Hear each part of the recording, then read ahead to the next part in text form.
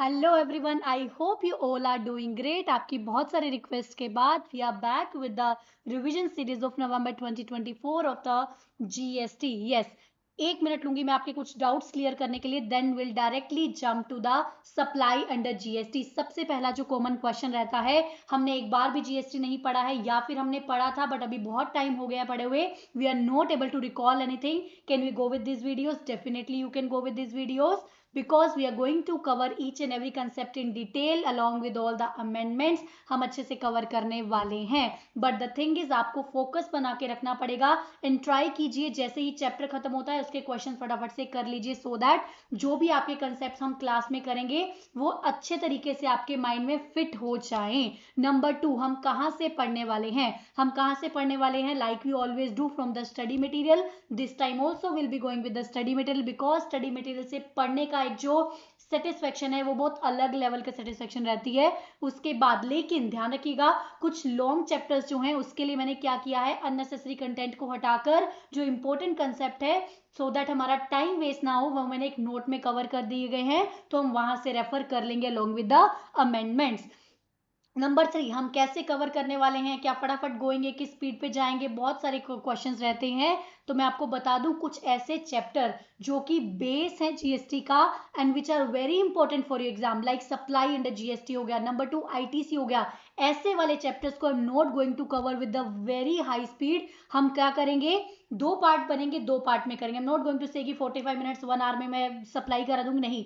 मुझे 2-3 ऐसे चैप्टर्स हैं जिसमें आपको अच्छी ग्रिप लेकर आनी है, तो उसके लिए हमें टाइम लगेगा। विल डू इट, बिकॉज हमें अच्छे से करना है। एक बार करेंगे बेटर तरीके से, रादर देन कि आप वही 1 घंटे की वीडियो बार बार प्ले करो। नहीं, अच्छे से करते हैं तो सप्लाई में 2 पार्ट लगेंगे तो 2 पार्ट हो जाएंगे, कोई बात नहीं। 1-1.5 घंटे की जगह हम 2 घंटे बैठ जाएंगे, that would be better, because ultimate purpose हमारा सोल्व होना चाहिए। तो चलिए without wasting any of the time start करते हैं। अगर आपकी कोई भी क्वेरी है, you can mention in the comment section also, and then Telegram पे आप ज्वाइन कर सकते हैं। I will mention all the links below in the description. चलिए स्टार्ट करते हैं। सबसे पहले सप्लाई अंडर जीएसटी। सबसे पहले बस मेरी बात सुनते चलो, मैं आपको नॉर्मल आपसे कन्वर्सेशन कर रही हूँ, ये सोच के आप चलो भूल जाओ हम क्या पढ़ रहे हैं। जीएसटी तो हम सबने सुना होगा। जीएसटी की फुल फॉर्म क्या होती है? Goods and services tax. मतलब इतना तो समझ में आ रहा है, वो टैक्स जो गुड्स एंड सर्विसेज पे लग रहा है, वो टैक्स जो गुड्स एंड सर्विसेज पे लग रहा है। सबसे पहली बात, टैक्स लगता है गुड्स एंड सर्विसेज पे, तो सबसे पहले हमें ये पता होना जरूरी है कि टैक्स तो लग रहा है गुड्स एंड सर्विसेज पे, तो क्या सारी गुड्स एंड सर्विसेज पे टैक्स लग जाता है? नहीं, सिर्फ उन्हीं गुड्स एंड सर्विसेज पे टैक्स लगेगा जो कि सप्लाई बन रही हैं, जो कि सप्लाई बन रही हैं। तो इंपॉर्टेंट क्या हो गया, सबसे पहले तो ये जानना जरूरी हो गया गुड्स एंड सर्विसेज क्या होता है, एंड नंबर 2 सप्लाई क्या होता है। तो हमारा चैप्टर ही स्टार्ट कहां से होने वाला है, गुड्स एंड सर्विसेज होता क्या है। बिकॉज हमें गुड्स एंड सर्विसेज का ही नहीं पता तो गुड्स एंड सर्विसेज टैक्स का कैसे पता होगा। तो सबसे पहले हम स्टार्ट करेंगे with the what is the definition of the goods and services. इधर देखो ध्यान से सुनो, इधर देखो ध्यान से सुनो। गुड्स का मतलब क्या है? गुड्स का मतलब है every kind of movable property. जो भी प्रॉपर्टी मूव हो रही है वो गुड्स में आती है, जो भी प्रॉपर्टी मूव हो रही है वो गुड्स में आती है, every kind of movable property. लेकिन लेकिन एक बात बताओ, मनी एंड सिक्योरिटी, आपके हाथ में मनी है, आपके हाथ में शेयर का कोई टुकड़ा है, वो भी तो मूव हम कर सकते हैं ना, क्या उस पर भी जीएसटी लगा दें? अरे नहीं, मनी एंड सिक्योरिटी को एक्सक्लूड किया गया है। क्यों? बिकॉज मनी एंड सिक्योरिटी पे ही अगर लगा देंगे तो बहुत ज्यादा कंफ्यूजन हो जाएगा। टैक्स के नाम पे हमें पैसा देना है, फिर उस पैसे पे और टैक्स लगेगा। सो कंफ्यूजन को दूर करने के लिए मनी एंड सिक्योरिटी को हटा दिया गया। इधर देखो क्या बोला, गुड्स किसको बोलेंगे? Every kind of movable property, लेकिन मनी एंड सिक्योरिटी को हटा दिया गया। गवर्नमेंट की मर्जी है, गवर्नमेंट जिस चीज को चाहे हटा सकती है, जिस चीज को चाहे डेफिनेटली उसमें इंक्लूड भी करती है। तो सारी डेफिनेशन में, गुड्स एंड सर्विसेज की डेफिनेशन में कुछ चीजों को हटाया गया है, कुछ चीजों को डेफिनेटली इंक्लूड किया गया है। तो गुड्स में हमने क्या पढ़ा? Every kind of movable property, every kind of movable property, लेकिन मनी एंड सिक्योरिटीज को हटा दिया गया है, मनी एंड सिक्योरिटीज को हटा दिया गया है, लेकिन इंक्लूड किया गया है, इंक्लूड किया गया है 2 चीजों को। Number 1, actionable claim, actionable claim को इंक्लूड किया गया है, मतलब ऐसी आइटम्स जिन पे आप कोई एक्शन ले सकते हो, all those are actionable claim, जिनको गुड्स का पार्ट बनाया गया है। एक्शनेबल क्लेम को गुड्स का पार्ट बनाया गया है, इसको भी हम देखेंगे शेड्यूल 3 के, अभी हम लिंक करेंगे। अभी जस्ट समझो क्या था गुड्स का मतलब, क्या था, every kind of movable property जिसमें मनी एंड सिक्योरिटी को नहीं लेंगे, चाहे वो मूव करती है but still money and security goods का पार्ट नहीं है। लेकिन इंक्लूड किसको किया गया, एक्शनेबल क्लेम को इंक्लूड किया गया। नंबर 1 एक्शनेबल क्लेम को इंक्लूड किया गया। Number 2 growing crop, grass and things, जो भी क्रॉप्स वगैरह उग रही हैं which are forming part of the land, अगर वो पार्ट ऑफ द लैंड है तो वो मूवेबल तो नहीं है, जो अगर वो पार्ट ऑफ द लैंड है, जो भी क्रॉप्स ग्रो हो रही हैं वो अगर पार्ट ऑफ द लैंड है वो मूवेबल तो नहीं है। लेकिन अगर आप क्या कर सकते हो, agree to be severed before the supply, आप उसको सप्लाई करने से पहले ही काटने को तैयार हो, which are agree to be severed before the supply, तो वो भी गुड्स का पार्ट बन जाएंगी। सबसे पहले बिना देखे मुझे बताएंगे, कोई नहीं देखेगा, सिंपल सी बात क्या हमने पढ़ी, गुड्स का मतलब क्या होता है, every kind of movable property, goods का मतलब क्या होता है, every kind of movable property, लेकिन मनी एंड सिक्योरिटी को हटा दो, दो चीजों को ऐड कर दो। Number 1 actionable claim, number 2 growing crop, grass and things attached to the land which are agree to be severed before the supply. इतना समझ में आया, ठीक है, हमें इतना समझ में आया। लेकिन अब बात आती है एक्शनेबल क्लेम, शेड्यूल 3 क्या लिखा है, मैंने आपको क्या बताया, अगर कोई चीज गुड्स या सर्विसेज का पार्ट है तो वो जीएसटी लग सकता है, अगर वो सप्लाई है तो जीएसटी लग सकता है। आई am not saying every goods या सर्विसेज पे जीएसटी लगेगा, उस पे जीएसटी कब लगेगा, अगर वो सप्लाई है। तो सबसे पहली बात, गुड्स को हमने एक्शनेबल क्लेम को हमने गुड्स तो बना दिया, एक्शनेबल क्लेम को गुड्स तो बना दिया, मतलब उस पे जीएसटी लग सकता है, एक्शनेबल क्लेम को गुड्स का पार्ट बना दिया गया, मतलब उस पे जीएसटी लग सकता है। अब आगे जाकर एक आने वाला है शेड्यूल नंबर 3, शेड्यूल नंबर 3 बात करता है हमारी मर्जी, शेड्यूल नंबर 3 कहता है ये वो मर्जी की चीजें हैं जो गुड्स या सर्विसेज होते हुए भी जीएसटी नहीं लगेगा, ये वो चीजें हैं जो गुड्स या सर्विसेज होते हुए भी जीएसटी नहीं लगेगा। समझ में आया, इसको बोलते हैं नेगेटिव लिस्ट, इसको क्या बोलते हैं, नेगेटिव लिस्ट। हमने क्या पढ़ा, इधर देखो फटाफट से, you might be thinking repeat हो रहा है बट प्लीज ध्यान से सुन लीजिए सो दैट आपके दिमाग में फिट हो जाए। सबसे पहली बात हमने क्या पढ़ा, सप्लाई अंडर जीएसटी में हमने क्या पढ़ा, गुड्स की डेफिनेशन, एक्शनेबल क्लेम को गुड्स तो माना जाता है, लेकिन साथ ही आपके दिमाग में ये आना चाहिए, गुड्स माना गया एक्शनेबल क्लेम को, मतलब ये नहीं कि जीएसटी आ जाएगा, उन्हीं गुड्स पे जीएसटी आएगा जो कि सप्लाई का पार्ट बनेंगी। लेकिन शेड्यूल 3 जो है वो बात करता है नेगेटिव लिस्ट की, मतलब ऐसी गुड्स या सर्विसेज जो भले ही गुड्स या सर्विसेज हैं, ऐसी आइटम्स जो भले ही गुड्स या सर्विसेज हैं पर उस पर जीएसटी नहीं आएगा क्योंकि हमने उसको हटा दिया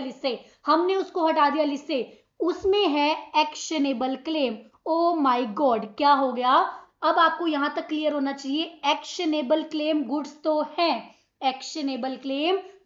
है, लेकिन वो नेगेटिव लिस्ट में कवर है। नेगेटिव लिस्ट में कवर है का मतलब गुड्स या सर्विसेज गुड्स होते हुए भी उन पे जीएसटी नहीं आएगा। इतनी बात समझ में आ रही है, लॉजिकली क्रिएट कर पा रहे हो बात को, एक्शनेबल क्लेम गुड्स तो है लेकिन गुड्स होते हुए भी उन पे जीएसटी नहीं आएगा क्योंकि वो नेगेटिव लिस्ट में कवर है।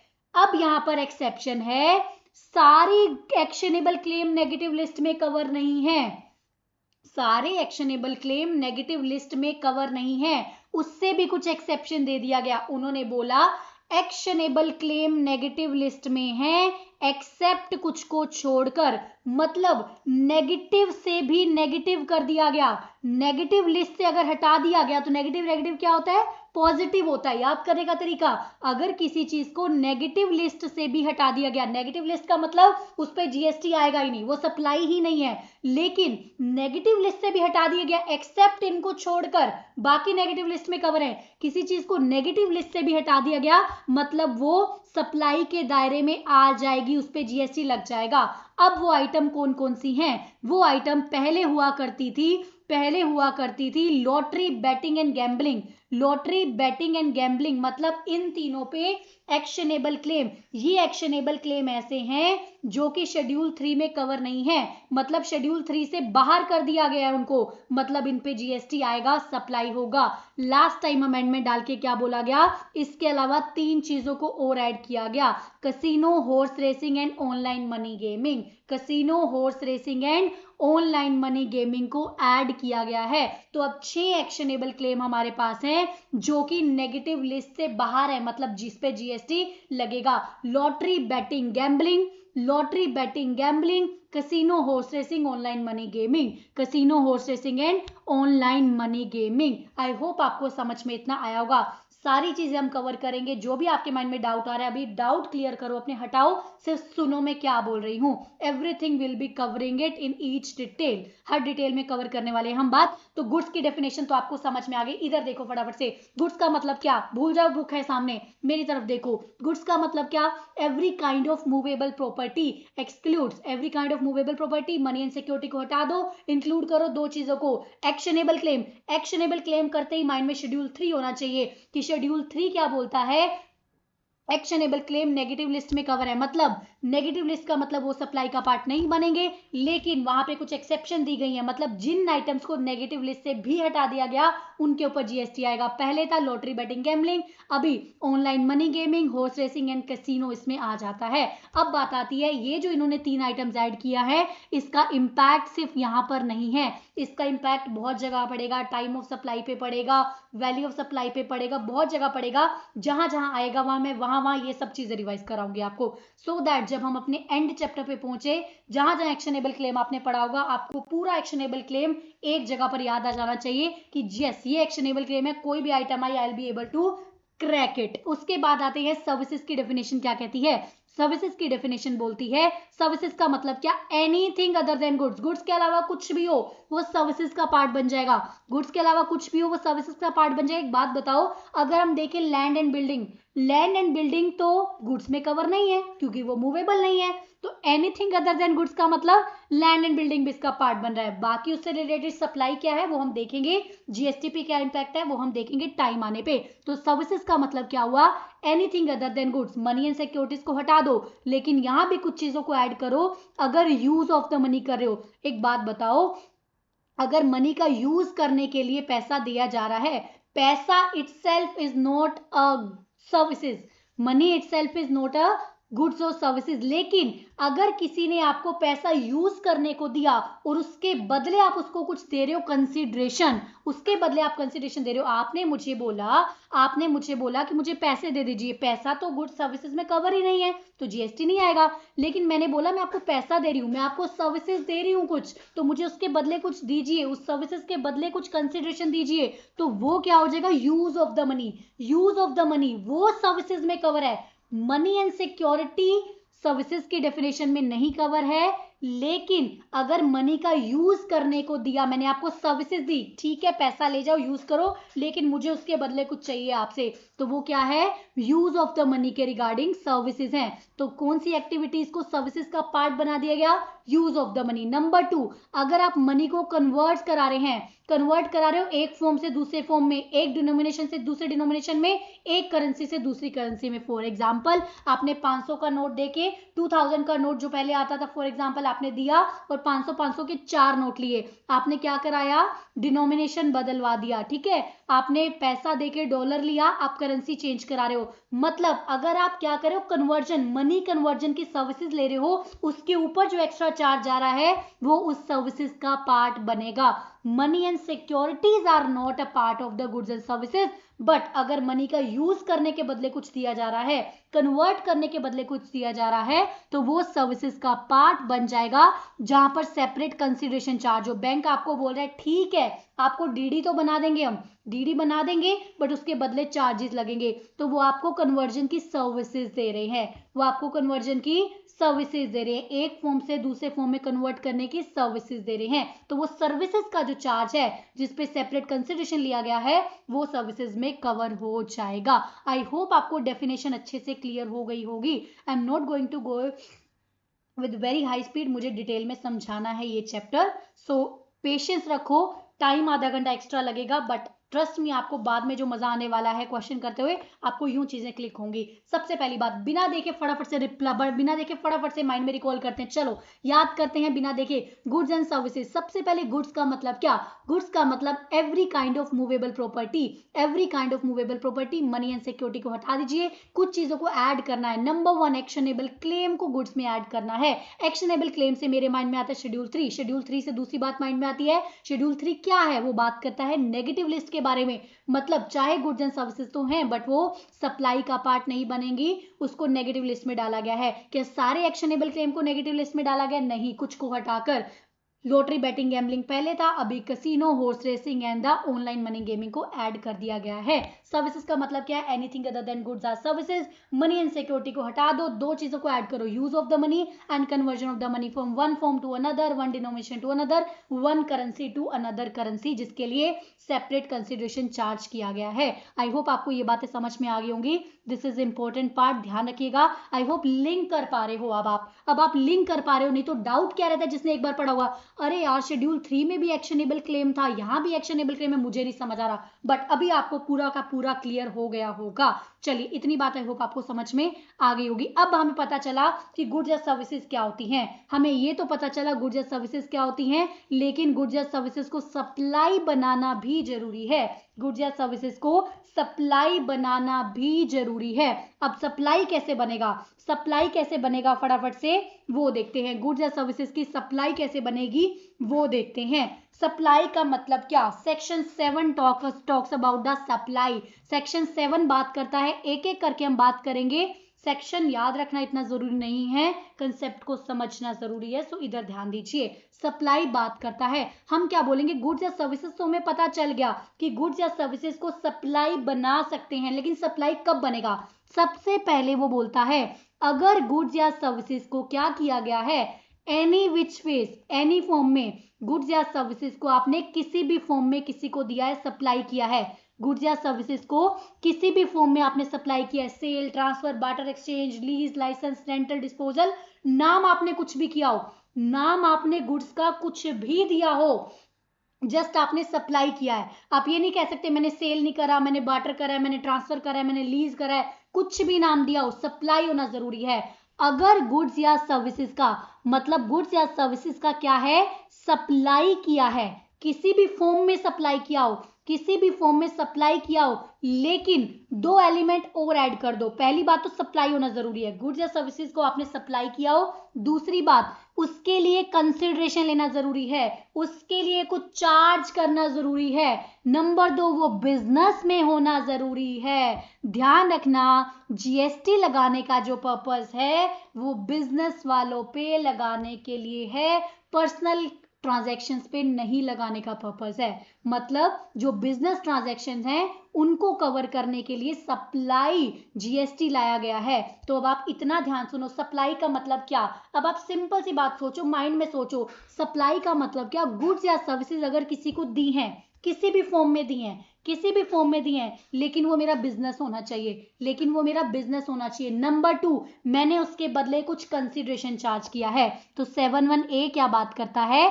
7(1)(a) बात करता है सप्लाई ऑफ द गुड्स और services for a consideration in the course of furtherance of business. पहली बात तो मैंने सप्लाई किया है, सप्लाई किसी भी नाम से किया हो, sale, transfer, barter exchange, lease, licence, rental, disposal, नाम मैंने उसको कुछ भी दिया हो, बट वो सप्लाई है। नंबर 2, मेरे बिजनेस का पार्ट है, मेरा काम है वो चीजें बेचना, भाई मेरा काम है उसको फर्दर सप्लाई करना। नंबर 3, मैंने उसके बदले कुछ कंसिडरेशन चार्ज किया है। एक बात बताओ, मैं आपको बोलती हूँ, मेरे पास एक कुछ आइटम पड़ी है। फॉर एग्जाम्पल मेरे पास कुछ ज्वेलरी पड़ी है, ठीक है, कोई आता है मेरे पास, मुझे ज्वेलरी चाहिए, कहते ठीक है यार ले जा, मैंने दे दिया, ज्वेलरी दे दी, ठीक है, वो मुझे कहते हैं ठीक है थैंक यू सो मच, आपने मुझे ज्वेलरी दी, मैं उसके बदले आपको क्या करती हूँ, मैं आपको कुछ चॉकलेट, वापस आई तो वो चॉकलेट भी लेकर आई मेरे लिए, ठीक है प्लीज आप चॉकलेट खा लीजिए, आपने मेरी इतनी हेल्प की। तो क्या ये सप्लाई बन जाएगा? अरे सप्लाई, मैंने उसको दिया, किसी भी फॉर्म में दिया, मैंने उसको क्या किया? कंसिडरेशन, मुझे तो उसके बदले उससे चॉकलेट दे दी, क्या मैंने उससे कंसिडरेशन चार्ज किया? उसने मुझे कंसिडरेशन दिया। तो क्या वो मेरा बिजनेस का पार्ट था? क्या ज्वेलरी बेचना मेरा काम है? नहीं। तो हमें क्या देखना है? सप्लाई होना चाहिए किसी भी फॉर्म में, नंबर 2 वो बिजनेस का पार्ट होना चाहिए। नंबर 3 आपको उसके बदले कुछ कंसिडरेशन चार्ज करना है। नंबर 3 आपको उसके बदले कुछ कंसिडरेशन चार्ज करना है। आई होप आपको इतनी बात तो समझ में आ गई होगी। इतनी बात तो आपको समझ में आ गई होगी। इतनी बात आपको समझ में आई। एक तो ये आइटम कवर होगी हमारी सप्लाई में। नंबर टू क्या बोलता है, मैं एक बार मोटा मोटा आपको आइडिया दे रही हूँ क्या क्या कवर है, डिटेल में हम सब कवर करने वाले हैं। ठीक है, उसके बाद क्या बोलता है, एक्टिविटीज और transaction between a person other than individual and its member. देखो क्या होता है, कोई एक फर्म है एओपीबीओआई है, कोई एक फर्म है एओपीबीओआई, वो अपने मेंबर्स को कुछ दे रहा है अदर देन इंडिविजुअल। एओपीबीओआई एक फर्म है अदर देन इंडिविजुअल जो अपने मेंबर्स को कुछ दे रहा है, फॉर कैश हो सकता है, फॉर डेफर्ड कंसिडरेशन हो सकता है, मतलब अल्टीमेटली जहां पे सप्लाई हो रही है, अगर कोई मेंबर, कोई अदर देन इंडिविजुअल, कोई फर्म है, कोई एओपीबीओआई है, वो अपने मेंबर्स को कुछ दे रही है, तो वो भी सप्लाई बनेगी, लेकिन एज पर सेक्शन 71AA वो भी सप्लाई बन जाएगा। एक्टिविटीज और ट्रांजैक्शन बिटवीन अ पर्सन और अदर देन इंडिविजुअल, एक ऐसा person other than individual and its member. Other than individual मतलब कोई भी फर्म वगैरह अपने मेंबर्स को कुछ दे रही है कैश के लिए, डेफर्ड कंसिडरेशन के लिए और कोई भी वैल्यूएबल कंसिडरेशन के लिए, तो उसको भी सप्लाई मान लिया जाएगा। कोई एक एओपीबीओआई है, उसने बोला ठीक है आप ये चीजें ले जाओ, कंसिडरेशन ले लो, मतलब कोई बिजनेस है, आपको पर्सनल भी वो चीज चाहिए, तो जो एओपीबीओआई है वो अपने मेंबर्स को कुछ दे रहा है, इंडिविजुअल मेंबर्स को कुछ दे रहा है, कैश के लिए दे रहा है, कोई और कंसिडरेशन के लिए दे रहा है, तो वो भी क्या बन जाएगा, सप्लाई बन जाएगा। नंबर थ्री इतनी बात समझ में आई, अभी आपको इतनी बात समझ में आई, इस पे मैं बाद में आती हूँ, इसको डिटेल में डिस्कस करना है एंड कुछ अमेंडमेंट की इम्पैक्ट है वो भी यहाँ पे रहने वाला है। इतनी बात समझ में आई, इतनी बात समझ में आई। हमने क्या पढ़ा अभी तक, किसी भी फॉर्म में सप्लाई हो, बिजनेस का पार्ट होना चाहिए प्लस कंसिडरेशन होना चाहिए, तो वो सप्लाई बन जाएगा। किसी भी फॉर्म में आपने गुड्स या सर्विसेज दी हो, बिजनेस का पार्ट होना चाहिए, कंसिडरेशन दिया होना चाहिए, तो वो क्या बन जाएगा, सप्लाई बन जाएगा। अब बात आती है कंसिडरेशन का मतलब क्या। कंसिडरेशन का मतलब क्या, कंसिडरेशन का मतलब होता है पेमेंट इन मनी और अदरवाइज फॉर सप्लाई। जरूरी नहीं है आप कैश ही दे रहे हो, जरूरी नहीं है आप कैश ही दे रहे हो, आप पैसे में भी दे सकते हो और अदरवाइज भी दे सकते हो। आपने बार्टर कर लिया, वो भी तो कंसिडरेशन है, आपने एक चीज दी दूसरी चीज ली, तो वो भी कंसिडरेशन है। ठीक है, deposit to be considered as payment. अब किसी ने डिपॉजिट कराया, अब मैंने आपको डिपॉजिट कराया, आपने बोला कल को आप, मैंने आपको ऑर्डर दिया, मैंने आपको कुछ ऑर्डर दिया, ठीक है, ऑर्डर दिया किसी गुड्स बनाने का, मैंने आपको कहा 10,000 डिपॉजिट ले लो आप मुझसे, ठीक है, आप मुझे बोल रहे हो कि 10,000 डिपॉजिट दे के जाओ, कल को आप भाग नहीं आओ वापस तो मैं क्या करूंगी, तो वो डिपॉजिट भी कंसिडरेशन है क्या, वो डिपॉजिट तभी कंसिडरेशन माना जाएगा अगर उसको आप एडजस्ट करोगे फाइनल सप्लाई, जो आप मुझे गुड्स बेचोगे उसके पैसों में एडजस्ट कर लोगे, तो वो कंसिडरेशन बन गया। Otherwise deposit is not a consideration. जो भी डिपॉजिट है उसको कंसीडर तभी किया जाएगा एज अ कंसिडरेशन अगर वो जो सप्लायर है, मैंने आपको जो 10,000 दिए, मैं आपसे गुड्स लेने आ गई, तो आपने बोला 1,20,000 बना, तो मैंने आपको बोला रे 10,000 तो डिपॉजिट है वो उसमें से काट लो,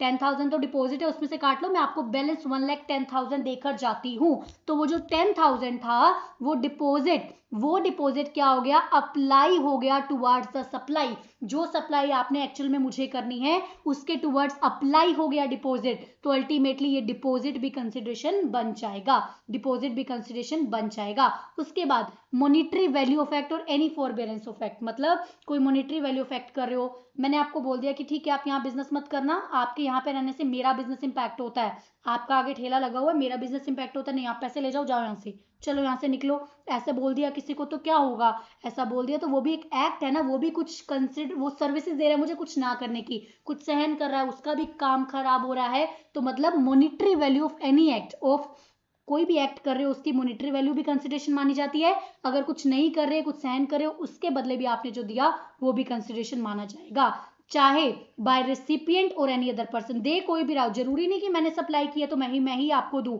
कोई भी दे रहा हो, एनी अदर पर्सन भी दे रहा हो, लेकिन सब्सिडी नहीं होनी चाहिए सेंट्रल स्टेट गवर्नमेंट की, excluding the central state government की सब्सिडी। इस पे स्टार मार्क करो, ये हम वैल्यू ऑफ सप्लाई में अच्छे से पढ़ने वाले हैं। बस अभी यहाँ से आपको क्या याद रखना है, कंसिडरेशन का मतलब डिपॉजिट जो है, डिपॉजिट तभी कंसिडरेशन माना जाएगा अगर वो सप्लाई में एडजस्ट हो रहा है, आप उसको अप्लाई कर रहे हो। खाली जरूरी नहीं है कि पैसा ही दिया जाएगा कंसिडरेशन में, में कोई मॉनेटरी कोई आप एक्ट कर रहे हो, आप उसके बदले उसकी मॉनेटरी वैल्यू भी कंसिडरेशन मानी जा सकती है, कोई फोरबेरेंस है उसकी वैल्यू भी कंसिडरेशन मानी जा सकती है। आई होप आपको इतना समझ में आया है। उसके बदले 2-3 सर्कुलर्स थे वो मैं आपको समझा देती हूँ क्या कंसिडरेशन बनेंगे या नहीं बनेंगे। सबसे पहली बात आती है donation received by a charitable invitation from individual donor without quit pro देखो क्या होता है, अगर आपने देखा होगा मंदिर वगैरह में बहुत सारे डोनेशंस होते हैं और नाम लिखा होता है हर रूम के बाद कि ये रूम ऐसे ऐसे ऐसे ऐसे इसने बनाया, ठीक है। अगर जो डोनेशन दी जा रही है उसके बदले एडवर्टीजमेंट किया जा रहा है उसको ताकि उसको फायदा हो, अगर उसके बदले एडवर्टीजमेंट किया जा रहा है ताकि उस बंदे को फायदा हो अपने बिजनेस में, तो वो कंसिडरेशन है। लेकिन अगर ऐसा कुछ पर्पसली नहीं किया जा रहा है, जस्ट नाम मेंशन है फॉर द ग्रेटिट्यूड, तो वो कंसिडरेशन नहीं माना जाएगा। नंबर टू अगर आर्ट वर्क सेंड किया गया है बाय द गैलरीज, मान लो मेरे पास बहुत सारे आर्ट वर्क है, वो मैं किसी गैलरीज में एग्जीबिशन लगी है, मेरे पास बहुत सारे आर्ट वर्क है, मैं खुद तो बेच नहीं पा रही, तो मैंने क्या करा, एग्जीबिशन में एग्जिबिट करने के लिए गया, उसको अपनी आर्ट को दे दिया। तो जो मैंने वो दिया तो क्या वो सप्लाई बन जाएगा? मैंने दिया तो किसी को और मेरा काम भी है आर्ट वर्क बेचना, तो क्या वो सप्लाई बन जाएगा? नहीं बनेगा, क्योंकि कंसिडरेशन मिसिंग है। जब मैं उसको अपने यहां से आर्ट गैलरी में दे रही हूं तो उसके बदले आर्ट गैलरी से कोई कंसिडरेशन नहीं दिया मैंने, वहां से मुझे कोई कंसिडरेशन नहीं आया, just I have given it to them for displaying in the gallery. कोई कंसिडरेशन इन्वॉल्व ही नहीं है वहां पे, गैलरी से मुझे कोई पैसा नहीं मिला अगर मैंने उनको भेजा है सामान, तो मैंने अपनी आर्ट उनको दिया है, उन्होंने मुझे कुछ पैसा नहीं दिया है जब तक वो बिकेगा नहीं, वो सिर्फ एग्जिबिट करने के लिए दिया है। तो जो भी आर्टिस्ट ने अपनी आर्ट भेजी है गैलरीज में फॉर द एग्जीबिशन, उसको सप्लाई नहीं मानेंगे, क्योंकि सप्लाई के लिए 3 चीजें जरूरी हैं। क्या जरूरी है? आपने दिया होना चाहिए, बिजनेस होना चाहिए, प्लस कंसिडरेशन होना चाहिए। ठीक है, मैंने दिया क्योंकि मैंने वहां पे भेजा, एनी फॉर्म किसी भी फॉर्म में उनको दिया, मेरा बिजनेस है, आर्ट वाला मेरा काम है, मेरा बिजनेस है, लेकिन यहाँ कंसिडरेशन नहीं है भाई, क्योंकि मैंने उनको एग्जिबिट करने के लिए दिया, उन्होंने मुझे एग्जिबिट करने का कोई पैसा नहीं दिया, तो यहाँ पर ये सप्लाई नहीं बनेगा।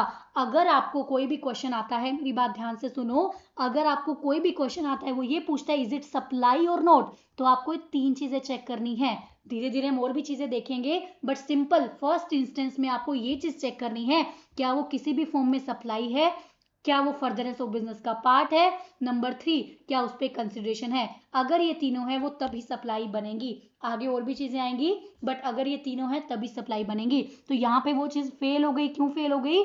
क्योंकि जब आर्टिस्ट ने गैलरी में आर्ट भेजा तो उसके बदले उसको कुछ पैसा नहीं मिला, कंसिडरेशन इन्वॉल्व नहीं है, उसने तो जस्ट डिस्प्ले करने को दिया है ताकि वहां से फर्दर बिक जाए। आई होप आपको इतनी बात समझ में आ गई होगी। उसके बाद आता है नो क्लेम बोनस, ये था अमेंडमेंट नवंबर 23 में अमेंडमेंट था, यस। तो सबसे पहले आप एक बात मैं आपको बताती हूँ, एक बात बताओ, आपने क्या किया होगा, आपने अपने किसी व्हीकल का इंश्योरेंस लिया होगा, फॉर एग्जाम्पल आपने अपने किसी व्हीकल का इंश्योरेंस लिया। एक बात बताओ, क्या आपके माइंड में ये बात आती है व्हीकल का इंश्योरेंस ले लिया, आप तो व्हीकल का एक्सीडेंट करवा के रहना क्योंकि मैंने इंश्योरेंस लिया हुआ है, क्या आपके माइंड में ये बात आती है? नहीं आती, क्योंकि अगर कुछ मिसहैपनिंग हुई तभी हम उस पर इंश्योरेंस लेंगे, अदरवाइज नहीं लेंगे, बात वहीं खत्म हो जाती है। This is a safety purpose जो हम यूज करते हैं इंश्योरेंस, राइट, एग्री, ठीक। उसके बाद क्या हुआ, मान लो आपने किसी कंपनी से इंश्योरेंस लिया 10,000 का, 10,000 आपका प्रीमियम गया था 1 साल, सेकेंड ईयर में वो बंदा दोबारा आपसे प्रीमियम लेने आया, उसने पता है आपको क्या बोला? उसने बोला अरे आपने तो कोई क्लेम ही नहीं करते, आप तो बहुत अच्छे से मेंटेन करके रखते हो अपनी गाड़ी को, अपने व्हीकल को, तो आपको हम डिस्काउंट देते हैं, तो आप 10,000 के बदले मुझे 9,000 ही दे दीजिए, मतलब 10,000 के बदले आप सिर्फ इस बार 9,000 का इंश्योरेंस जमा करा दीजिए, प्रीमियम जमा करा दीजिए। सॉरी, देखो क्या बोला मैंने आपको, एक पर्सन है ए, वो आपका क्या है, इंश्योरेंस कंपनी है, ठीक है, आप हो बी, आपने अपने व्हीकल का इंश्योरेंस कराया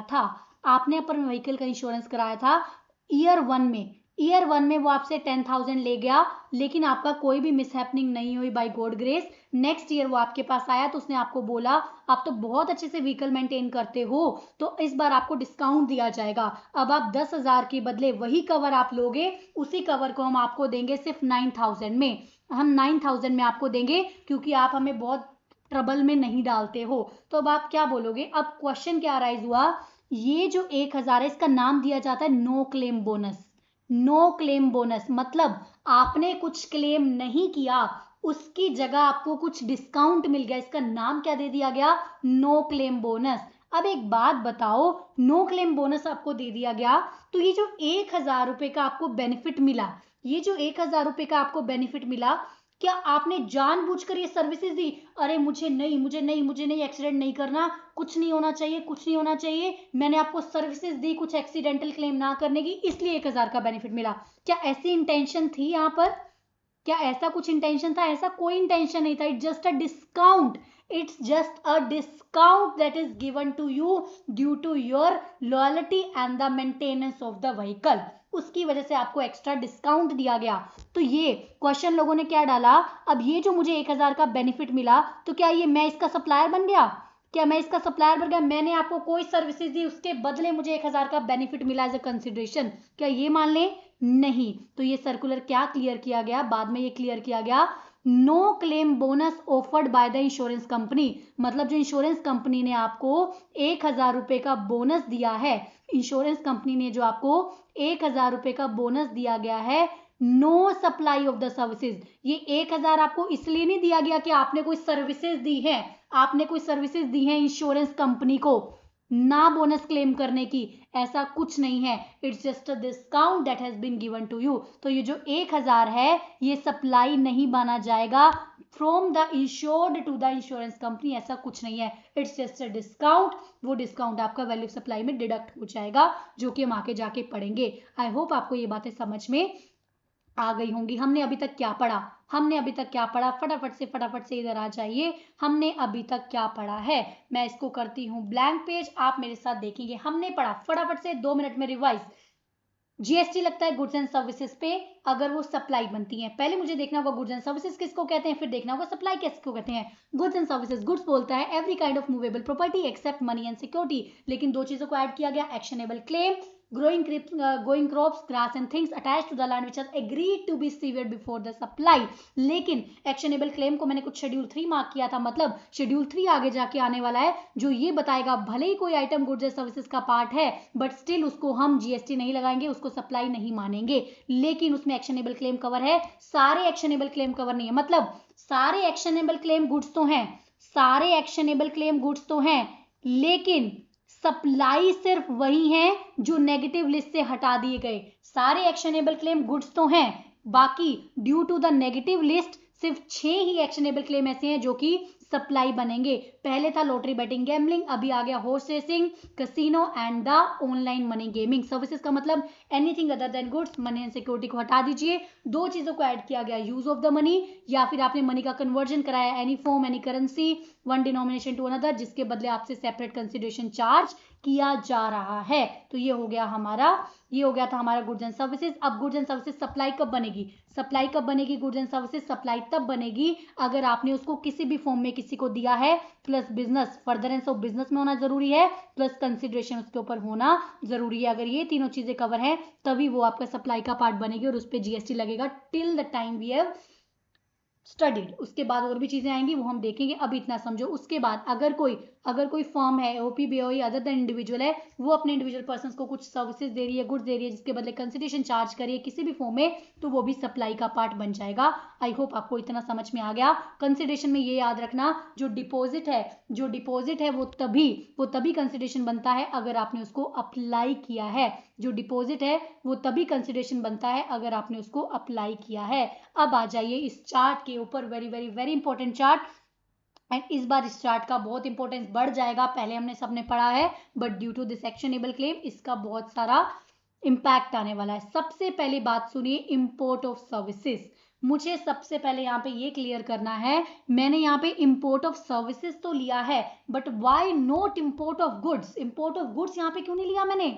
गुड्स एंड सर्विसेज पे जीएसटी लगता है ना, गुड्स एंड सर्विसेज पे जीएसटी लगता है जब मैंने इंपोर्ट ऑफ सर्विसेज यहां पर ले लिया, तो why not I have taken import of the goods, क्यों मैंने इंपोर्ट ऑफ द गुड्स यहां पे नहीं लिया है, इंपोर्ट ऑफ द गुड्स यहां पर क्यों नहीं लिया है, चलिए समझते हैं। Import of the goods cover होता है कस्टम के under, import of the goods cover होता है कस्टम के under, import of the goods cover होता है, इसलिए इंपोर्ट ऑफ द गुड्स जब भी आएगा, अब ध्यान रखना, मैं बहुत बार आपसे पूछूंगी और आप बोलोगे कंफ्यूज करोगे, मैं आपको ये बात क्लियर करा रही हूं अभी इस चैप्टर में, लेकिन till the end of the GST custom जब जब मैं आपसे पूछूंगी यहां पर आप गड़बड़ करने वाले हो, so this is a star mark area जो आपको याद रखना है, this is a star mark area जो आपको याद रखना है, जब जब मैं पूछूंगी ट्रस्ट में तब तब आप गलत जवाब देने वाले हो। तो सबसे पहली बात इतनी आपको याद रखनी है, अभी तो हम समझ रहे हैं ना, so I am ready to tell you, but अगर आपने बाद में गड़बड़ करी तो आप खुद अपने मुंह पे चाटा लगाएंगे, ठीक है, एज अ पनिशमेंट। तो सबसे पहले क्या बोला मैंने आपको, एक होता है इंपोर्ट ऑफ द गुड्स, एक होता है इंपोर्ट ऑफ द सर्विसेज, एक होता है इंपोर्ट ऑफ द गुड्स, एक होता है इंपोर्ट ऑफ द सर्विसेज।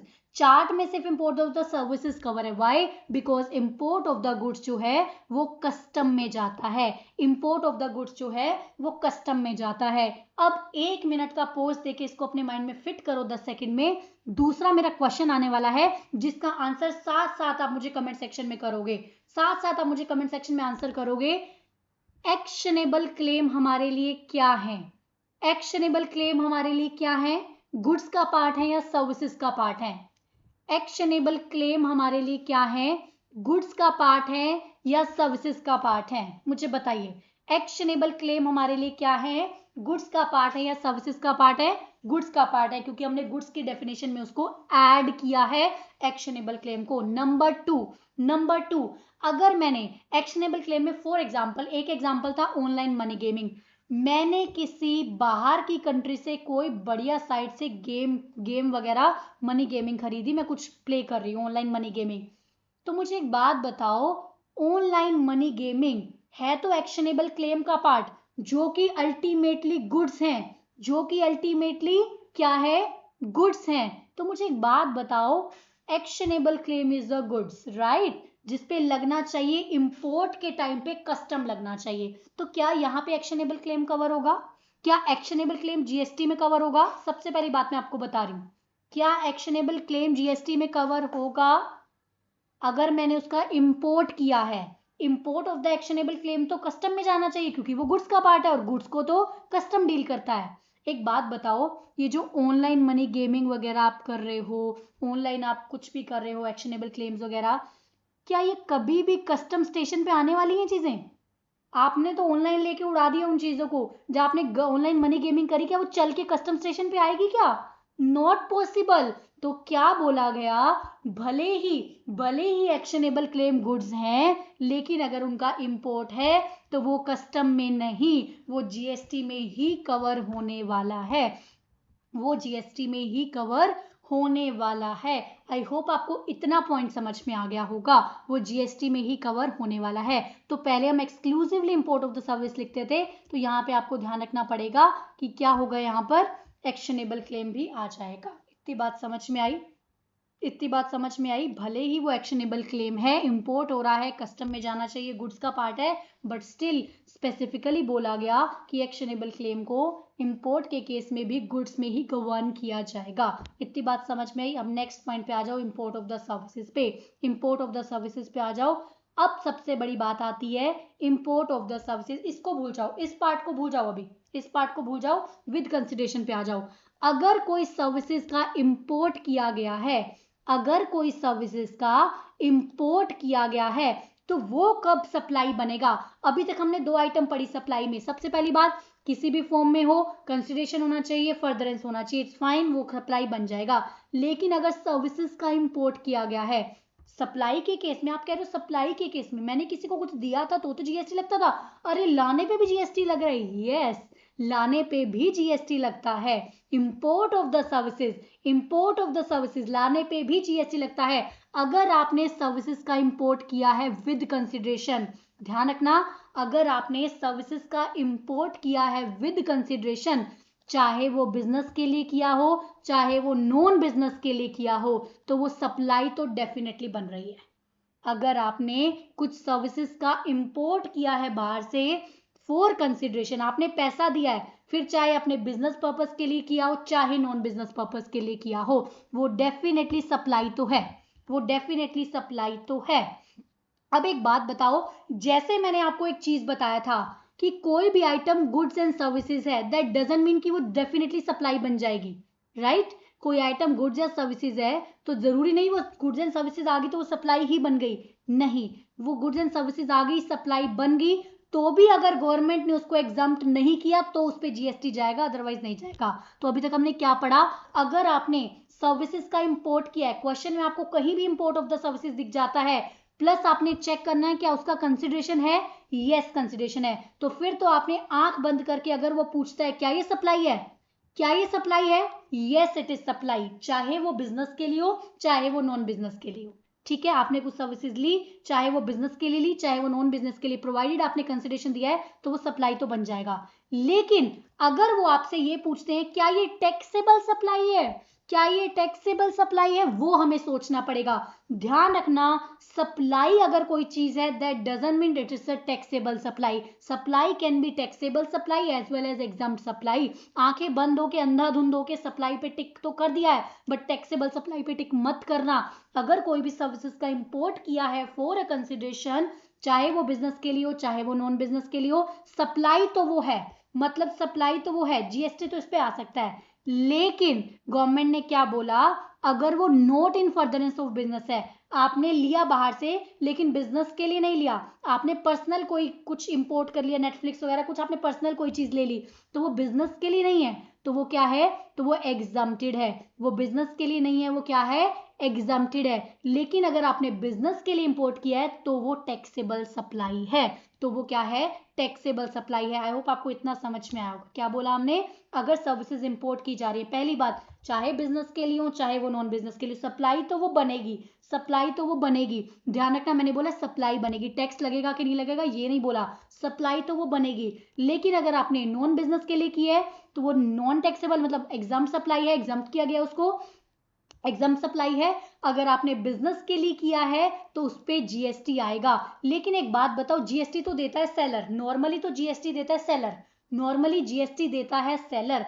मैं हूं, मैंने सर्विसेज इंपोर्ट की है, सेलर कहां बैठा है, सप्लायर बैठा है आउट ऑफ इंडिया। एक बात बताओ, क्या गवर्नमेंट बाहर जाके ढूंढेगी कौन सप्लायर है, क्या गवर्नमेंट बाहर जाके ढूंढेगी कौन सप्लायर है, नहीं ढूंढने वाली। गवर्नमेंट कह रही है आपने इंडिया से ना लेके बाहर से लिया है, हमारे लिए तो इतनी सिरदर्दी हो गई कि हम जाके सप्लायर कैसे ढूंढे कौन है बाहर। तो पहली बात तो आप ही टैक्स दो, हमारे लिए तो आप ही टैक्स दो, क्योंकि आपने बिजनेस के लिए लिया है। अगर आप बाहर से ना लेते, इंडिया से लेते, तो सप्लायर आसानी से टैक्स दे देता, सप्लायर आसानी से टैक्स दे देता। अब आपकी वजह से हमारा टैक्स मारा जा रहा है, तो आप टैक्स दोगे। मतलब जब सप्लायर टैक्स ना देकर आप टैक्स दे रहे हो तो उसको बोलते हैं रिवर्स चार्ज मैकेनिज्म। आपको टैक्स देना पड़ेगा आरसीएम में, जहां पे सप्लायर को बाउंड नहीं किया जा रहा है, रिसिपिएंट को बाउंड किया जा रहा है टू पे द टैक्स। तो आप टैक्स पे करोगे, तो आप टैक्स पे करोगे आरसीएम में। क्या हमेशा ही आरसीएम में टैक्स जाएगा? एक एक्सेप्शन है, इसको अभी रुक जाओ, ये मैं आपको समझाऊंगी। इतनी बात पहले क्लियर करो। सबसे पहली बात, इंपोर्ट ऑफ द सर्विसेज के केस में अगर आपने कंसिडरेशन देकर, अगर आपने विद कंसिडरेशन किया है, तो चाहे वो बिजनेस के लिए हो, चाहे वो नॉन बिजनेस के लिए, वो सप्लाई तो बनेगा।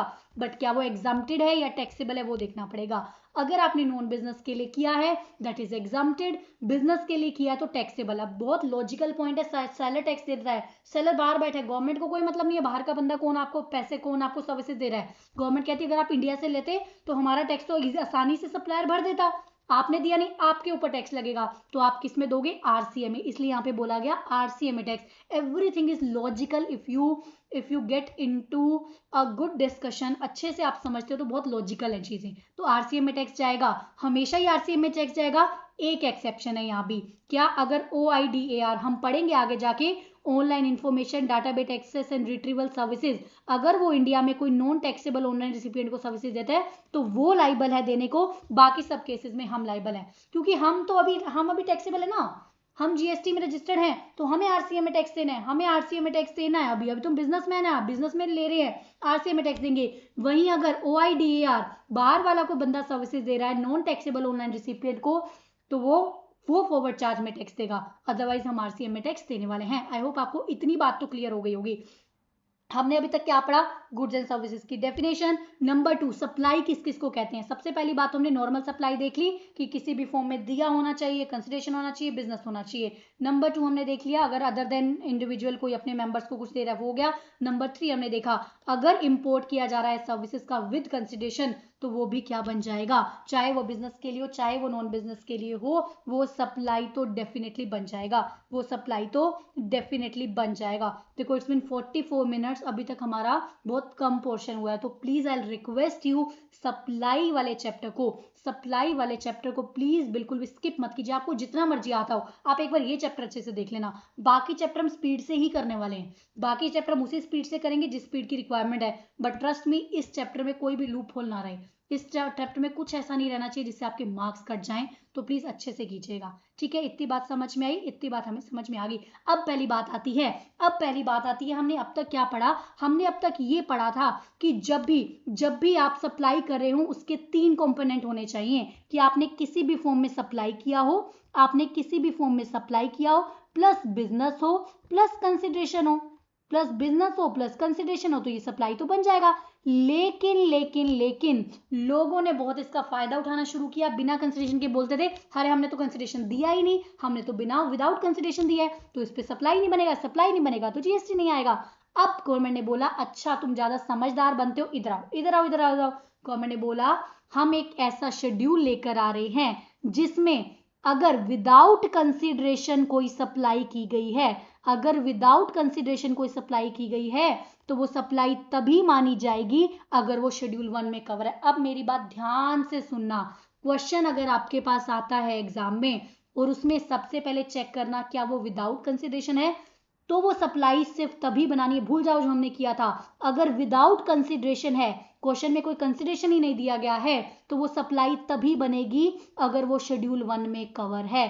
कोई भी एक्टिविटी विदाउट कंसिडरेशन अगर की गई है तो वो सप्लाई का पार्ट तभी बनेगी अगर वो शेड्यूल 1 में कवर है, अदरवाइज आपको ये सारी चीजें चेक करनी पड़ेंगी। सप्लाई किसी भी फॉर्म में हो, फर्दरेंस ऑफ बिजनेस में हो, प्लस कंसिडरेशन होना चाहिए। नंबर 2 मैं फिर से रिपीट करी हूं, अगर आपके पास ऐसा क्वेश्चन आता है जो कि मोस्ट ऑफ द टाइम आता है, कंसिडरेशन अगर नहीं दिया गया है तो वो सप्लाई तभी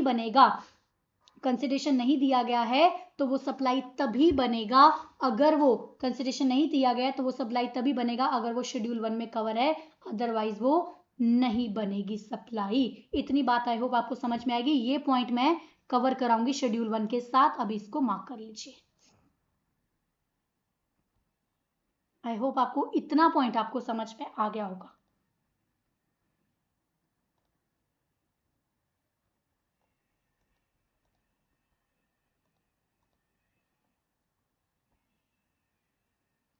फटाफट से ये कवर करते हैं फिर शेड्यूल 1 पे हम आ जाएंगे। कुछ मैंने यहाँ पे कुछ भी मिस नहीं किया है, जो भी clarification notification whatever it was there in the study mat मैंने सब यहाँ पे कॉपी कर लिया है, ठीक है। तो सबसे पहले एक पॉइंट आता है वहां पे सर्कुलर जो था वो कोस्ट पेट्रोलियम के रिगार्डिंग था। मेरी बात अब ध्यान से सुनो, बहुत सारे लोग ऐसे होते हैं जो गवर्नमेंट से लाइसेंस लेते हैं ऑयल एक्सप्लोरेशन का, मतलब गवर्नमेंट, आप कहीं भी जाके ऑयल एक्सप्लोर नहीं कर सकते, समुद्र में जाके कहीं भी जाके आप तेल ढूंढना शुरू कर दो, ऐसा पॉसिबल नहीं है। आपको गवर्नमेंट से पहले लाइसेंस लेना पड़ता है, किसका, ऑयल एक्सप्लोरेशन कॉन्ट्रैक्टर का आपको लाइसेंस लेना पड़ता है। तो ध्यान रखना ये जो गवर्नमेंट और इन बंदों का रिलेशन है, गवर्नमेंट और जो लाइसेंस लेता है उसका रिलेशन क्या है, वो पार्टनर्स का रिलेशन नहीं है, वो लाइसेंसर और लाइसेंसी का रिलेशन है। एक बंदा लाइसेंस दे रहा है, गवर्नमेंट लाइसेंस दे रही है और आप लाइसेंस ले रहे हो, तो ये लाइसेंस और लाइसेंसी का रिलेशन है, ये कोई भी पार्टनर का रिलेशन नहीं है, ध्यान से सुनना। और इसको बोलते हैं प्रोडक्ट शेयरिंग कॉन्ट्रैक्ट। क्या बोलते हैं, प्रोडक्ट शेयरिंग कॉन्ट्रैक्ट। मतलब गवर्नमेंट ने आपको दिया, फॉर एग्जांपल आप ऑयल एक्सप्लोर करना चाहते हो, अपने माइंड में पिक्चर बना के चलो, आप ऑयल एक्सप्लोर करना चाहते हो, गवर्नमेंट से आपने लाइसेंस तो ले लिया, तो वो पहली बात तो उसको क्या बोलेंगे, प्रोडक्ट शेयरिंग कॉन्ट्रैक्ट। यहाँ पे क्या है, प्रोडक्ट शेयरिंग कॉन्ट्रैक्ट है, जो प्रोडक्ट आप निकालोगे धरती से वो आप अपना गवर्नमेंट के साथ शेयर करोगे। इतनी बात समझ में आती है। नंबर 1 पॉइंट क्या बोलता है, सबसे पहले एक बात बताओ, आपने गवर्नमेंट से लाइसेंस ले लिया, आपका खुद का भी तो बहुत सारा खर्चा होगा ना, आपका खुद का भी तो बहुत सारा खर्चा होगा, आप मशीनें लगाओगे, कॉस्ट लगेगी, बहुत सारे लोग लगेंगे, बहुत कुछ लगेगा। तो कॉन्ट्रैक्टर क्या करेगा, contractor will cover the cost involve.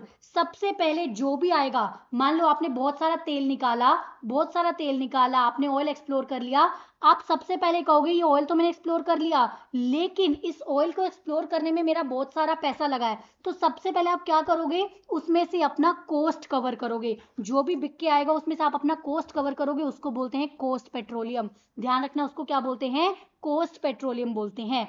Number 2, जो भी बच गया, जो भी बच गया, गवर्नमेंट से क्या होता है, एग्रीमेंट होता है, जो भी बच गया वो हम शेयर कर लेंगे। मैं सबसे पहले अपना खर्चा पूरा करूंगा, उसके बाद जो भी बच गया हम शेयर करेंगे। तो लेफ्ट ओवर को क्या बोला जाएगा, प्रॉफिट पेट्रोलियम। ऑब्वियस सी बात है, जब कॉस्ट कवर होगी उसके बाद भी बहुत सारा पेट्रोल बच गया तो उसको बोला जाता है प्रॉफिट पेट्रोलियम, जिसमें गवर्नमेंट का भी शेयर है, जिसमें गवर्नमेंट का भी शेयर है। एक बात बताओ, आप गवर्नमेंट को वो शेयर क्यों दे रहे हो, आप गवर्नमेंट को वो शेयर क्यों दे रहे हो, क्यों दे रहे हो आप गवर्नमेंट को, आपका मन कर रहा है बस गवर्नमेंट को देने का, नहीं, क्योंकि गवर्नमेंट ने आपको लाइसेंस दिया ना, लाइसेंस के बदले का कंसिडरेशन आप गवर्नमेंट को दे रहे हो। उस लाइसेंस के बदले जो आपने गवर्नमेंट को दिया वो कंसिडरेशन है, उस लाइसेंस के बदले कॉन्ट्रैक्टर गवर्नमेंट को दे रहा है लाइसेंस के बदले कंसिडरेशन, वो क्या होता है, profit petroleum, which is exempt from GST, which is exempt from GST. अब ध्यान रखना, cost petroleum is not a consideration, cost petroleum जो था वो कंसिडरेशन नहीं है। अब आप तो ऐसे बोलोगे कि कॉस्ट पेट्रोलियम जो है वो भी तो फायदा कॉन्ट्रैक्टर को मिला, वो फायदा कॉन्ट्रैक्टर को मिला, वो गवर्नमेंट ने फायदा दिया तो गवर्नमेंट ने सप्लाई करी, ऐसा नहीं है। जो कॉस्ट पेट्रोलियम है वो कंसिडरेशन नहीं है, कॉस्ट पेट्रोलियम क्या है, वो उन सारी एक्टिविटीज का कॉस्ट है, उन सारी एक्टिविटीज का कॉस्ट है, वो उसका कवरेज है। तो क्या लिखा है यहाँ पे, cost petroleum is not a consideration received by the contractor to the central government, consideration receive नहीं हुआ है। कॉस्ट पेट्रोलियम जो मैंने रखा, जो आपने कॉस्ट पेट्रोलियम रखा वो क्या था, क्योंकि आपने सारी एक्टिविटीज करी वो उसका कंपनसेशन था, वो कोई भी आपने सप्लाई करी उसका कंसिडरेशन आपको नहीं मिला है। आई होप आपको ये बात समझ में आ गई, 3 चीजें थी। तो जो कॉस्ट पेट्रोलियम होता है वो कोई भी कंसिडरेशन नहीं है, वो आपने जो भी एक्टिविटीज करी उसके बदले का आपको कंपनसेशन है। प्रॉफिट पेट्रोलियम जो आप शेयर कर रहे हो वो गवर्नमेंट को आप लाइसेंस के बदले कंसिडरेशन दे रहे हो, which is exempt from the GST. I hope आपको ये बात क्लियर होगी, क्योंकि मुझे तो बड़ा कंफ्यूजन रहता था जब मैं पढ़ती थी इस पॉइंट पे, समझ ही नहीं आता था, बिकॉज स्टडी माइंड में बहुत बड़ा होता था, पढ़ना सो पढ़ते पढ़ते पढ़ते पढ़ते गुम हो जाते थे। तो एग्जाम्पल के थ्रू आई होप आपको समझ में आ गया होगा, सिंपल सी बात, गवर्नमेंट ने आपको लाइसेंस दिया जिसमें आप कुछ कॉस्ट पेट्रोलियम निकालो, कुछ प्रॉफिट पेट्रोलियम। कॉस्ट पेट्रोलियम क्या है, कॉस्ट पेट्रोलियम गवर्नमेंट को आपको फ्री का बेनिफिट नहीं दे रही, आपने कुछ एक्टिविटीज करी है उसके बदले आप अपना खर्चा पूरा कर रहे हो। Profit petroleum is a petroleum जिसमें आपका भी शेयर है, गवर्नमेंट का भी शेयर है। आप गवर्नमेंट को शेयर क्यों दे रहे हो, क्योंकि उसने आपको लाइसेंस दिया, उसके बदले का कंसिडरेशन है, which is exempt from the GST, which is completely exempt from the GST. I hope आपको इतना समझ में आ गया होगा। चलिए,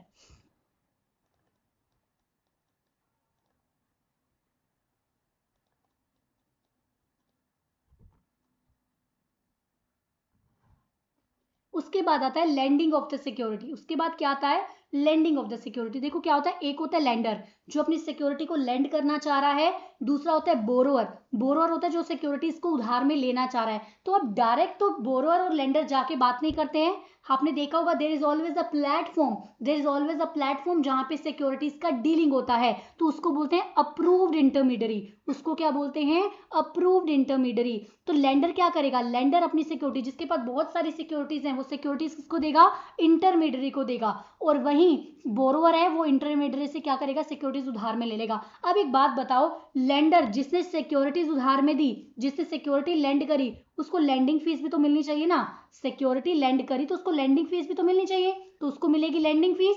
जिसने बोरो करा है, जो उधार में लेता है, जो बोरो करता है, उसको कुछ देना पड़ता है चार्ज उसके बदले, तो वो क्या देगा, वो देगा रिटर्न ऑन इक्विटी सिक्योरिटी, ठीक है, वो देगा, उस पर कुछ चार्जेस देगा। नंबर 2 बात आती है, no direct agreement between the lender and borrower, क्योंकि लेंडर एंड बोरोअर एक दूसरे को नहीं जानते, देयर इज सम प्लेटफॉर्म जिसके थ्रू वो डील करते हैं, तो डिस्पोजल ऑफ द सिक्योरिटी जो हो रहा है वो सप्लाई नहीं है। अगर हम कहें यहाँ से सिक्योरिटी यहाँ डिस्पोज हो रही है, इंटरमीडियरी ने यहाँ पे सिक्योरिटीज दे दी, तो क्या सप्लाई है, नहीं, बिकॉज सप्लाई तो सिक्योरिटीज तो वैसे ही सप्लाई का पार्ट ही नहीं है, सिक्योरिटी तो वैसे ही सप्लाई का पार्ट नहीं है। लेकिन ध्यान रखना, उसके बदले ये ध्यान रखना, lending of security is not a disposal. जो सिक्योरिटी दी गई वो पार्ट नहीं है, क्योंकि सिक्योरिटी को तो आउट किया गया है जीएसटी से, गुड्स एंड सर्विसेज की डेफिनेशन से ही आउट किया गया है। लेकिन जो लैंडिंग फीस दी गई है, जो लैंडिंग फीस दी गई है वो क्या है? लैंडिंग फीस जो है वो क्या है? सर्विसेज का एक चार्ज है। लैंडिंग फीस क्या है? सर्विसेज का एक चार्ज है। और जो एक्स्ट्रा सर्विसेज दी जाती हैं वो तो पक्का सर्विसेज हैं, हमने पढ़ा भी है। मैं आपको फिर से याद दिलाती हूँ, सिक्योरिटीज जो हैं, शेयर्स एंड सिक्योरिटीज जो हैं, वो तो गुड्स एंड सर्विसेज की डेफिनेशन में ही नहीं कवर है, वो तो गुड्स एंड सर्विसेज की डेफिनेशन में ही नहीं कवर है, तो उनको तो भूल जाओ। लेकिन अगर इनको फैसिलिटेट करने के लिए गुड्स एंड सर्विसेज की सिक्योरिटीज की ट्रांजैक्शन करने के लिए कुछ ऐसी एक्स्ट्रा एक्टिविटीज की जाती हैं, तो वो सर्विसेज जीएसटी का पार्ट है। फॉर एग्जाम्पल पोर्टफोलियो चार्जेस आपके होते हैं, कमीशन होता है, ब्रोकरेज होता है, जो आप शेयर सिक्योरिटीज में होता है, एसटीटी, मतलब बहुत सारे ऐसे चार्जेस हैं। Securities itself is not a goods और सर्विसेज, उसको तो भूल जाओ। लेकिन उन सिक्योरिटीज को फैसिलिटेट करने के लिए जो ट्रांजैक्शन की जा रही हैं, जो सर्विसेज की जा रही हैं, वो आपका सर्विसेज माना जाता है, वो जीएसटी में कवर है। इस पॉइंट को भी स्टार मार्क कर लीजिए। तो यहां पर भी जो लैंडिंग फीस थी, चाहे सिक्योरिटीज जो डिस्पोज हुई हैं वो जीएसटी में कवर नहीं है, क्योंकि share and securities are not a part of the goods और सर्विसेज, तो जीएसटी की बात तो आएगी नहीं, सप्लाई की बात ही नहीं आएगी तो जीएसटी भी नहीं आएगा। लेकिन जो इनको फैसिलिटेट करने के लिए ट्रांजैक्शन की जा रही है, लैंडिंग फीस, जो सर्विसेज दी गई, तो वो क्या माना जाएगा? वो सर्विसेज का पार्ट माना जाएगा। आई होप आपको ये बात क्लियर हो गई होगी। चलिए, उसके बाद एक पॉइंट आता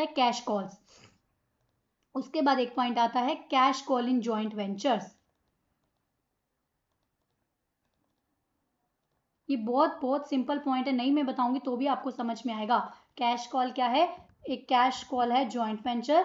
ये बहुत सिंपल सा पॉइंट है, आपको तो भी समझ में आएगा, मैं नहीं बताऊंगी तो। It's already we are already going to cover 1 hour, तो एक घंटा 15 मिनट करेंगे, आई नो इतनी कैपेसिटी रहती है। तो उसके बाद हम क्या करेंगे, उसके बाद हम बाकी नेक्स्ट लेक्चर में कवर कर लेंगे। चलिए, सबसे पहले आप ये समझो कैश कॉल क्या होता है, जॉइंट वेंचर क्या होता है। बहुत सारे लोग मिलके एक पर्पस के लिए इकट्ठे होते हैं, जैसे वो पर्पस पूरा होगा इट विल गेट डिसॉल्व्ड, ठीक है। तो जॉइंट वेंचर में क्या होता है? Cash calls. देखो, कभी कभी क्या होता है, कैपिटल के नाम पे पैसा लाया जाता है। जॉइंट वेंचर में 1 2 3, मान लो 3 मेंबर हैं, आप बोलो ठीक है 100 रुपये आप लाओ, 100 रुपये आप लाओ, 100 रुपये आप लाओ, इन 300 रुपीज से हम कुछ इकट्ठा करके बिजनेस चलाएंगे। That is a capital contribution, ठीक है। मान लो एग्जाम्पल से अच्छा समझ आएगा, there are 4 members in the joint venture, 4 member हैं, operating member, each 100 rupees contribute करता है, 400। तो क्या ये मानेंगे कि कुछ सर्विसेज सप्लाई हो रही है? तो जो ऑपरेटिंग, जो 400 रुपये आया उससे वो ऑयल प्रोडक्शन करेंगे, उससे वो मशीनरी परचेज करके ऑयल प्रोडक्शन करेंगे। तो आपको समझ में आ रहा है कि ये तो kind of a capital contribution है, पैसा लगा रहे हैं जिससे बिजनेस शुरू होगा एंड काम होगा। सिंपल सी बात है, this is a cash call मतलब kind of a capital contribution. Second point, लेकिन हो सकता है, मान लो अब हमने बिजनेस तो शुरू कर दिया, अब उस बिजनेस में एक ऐसी मशीन की जरूरत पड़ी जो पर्सनली मेरे पास पड़ी है, तो मैंने बोला एक ऐसी मशीन 2 दिन का ही काम है, वो मेरे पास पड़ी है, अगर हम कहीं से रेंट पे लाएंगे तो भी पैसा देना पड़ेगा, मैं लेकर आता हूँ वो मशीन, तो आप सब जितना इसका भाड़ा है वो कंट्रीब्यूट करके मुझे दे दीजिए। तो क्या आपको लग रहा है ये भी कैपिटल कंट्रीब्यूशन है? Is this also a capital contribution? नहीं। For example, there are 4 members in the joint venture including the operating member and each one contribute 100 as their share. Total amount of 400 is collected and जो 400 रुपए collect किया गया,